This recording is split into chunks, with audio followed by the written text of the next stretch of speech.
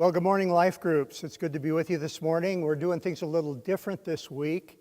Interesting things have happened with technology, and God's not surprised with that. When something happens, Satan has a plan. God's already had a plan. He's seen it coming.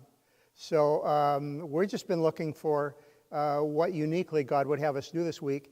And so rather than go back to last Sunday's sermon, I'm going to ask you to take the sheet of paper that you received this morning and just read along with me.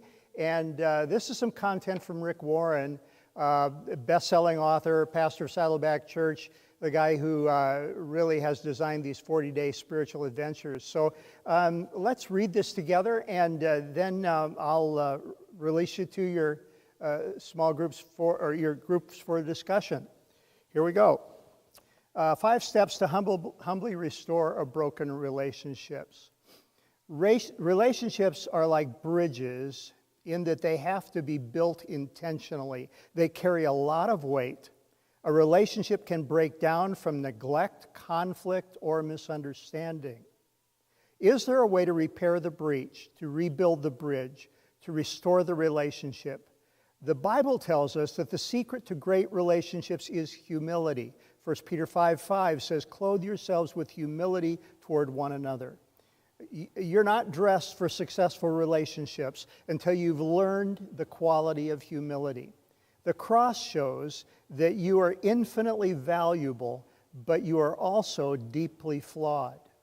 Humility is keeping those two things in balance. Humility is having a realistic evaluation of yourself. It does not mean denying your strengths, but rather it's being honest about your weaknesses.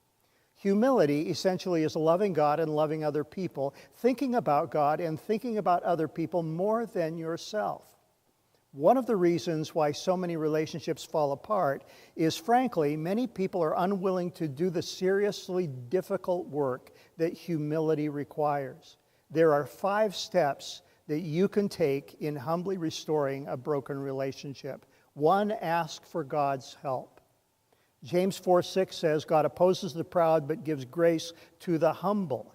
If God opposes the proud, I don't want to be on the opposite side of God. But God gives grace to the humble. What is grace? Grace is the power to change. Grace is the power to heal a relationship. Grace is the power to get forgiveness and to offer forgiveness. Grace is the power to restore what you thought was dead. Second, affirm their value.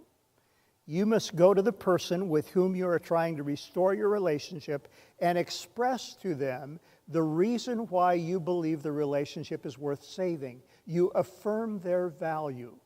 Romans 12:10 says, "Have a profound respect for each other." The starting point in restoring a relationship after you've asked God for help is to go and show some respect to the person by simply saying, "I value you, you matter to me, you are important, and I want to work on this relationship, although it will be or may be painful." How do you give more honor to others than you give yourself? Let me suggest, Rick says, 2 ways. First, listen to them. When you listen to a person, you are showing them honor. 2, validate their feelings.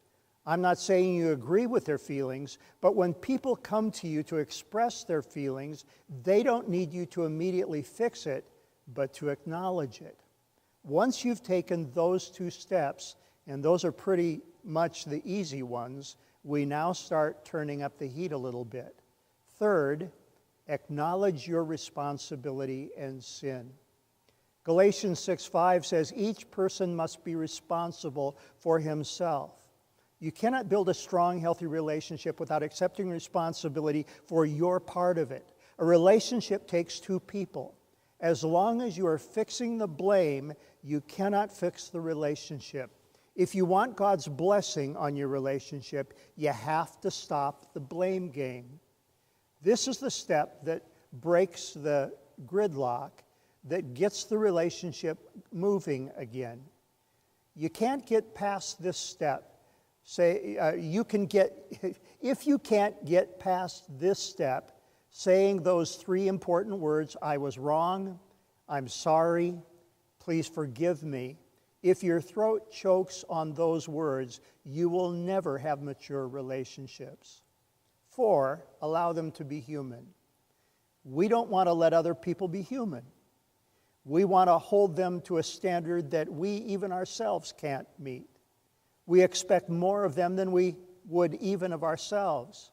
Humility recognizes that no one is perfect. Colossians 3:13 says, "Make allowance for each other's faults and forgive anyone who offends you. Remember, the Lord forgave you, so you must forgive others." Notice the motivation. You have been forgiven. You have been shown grace, so you can be gracious to other people. And then 5, adjust to their needs.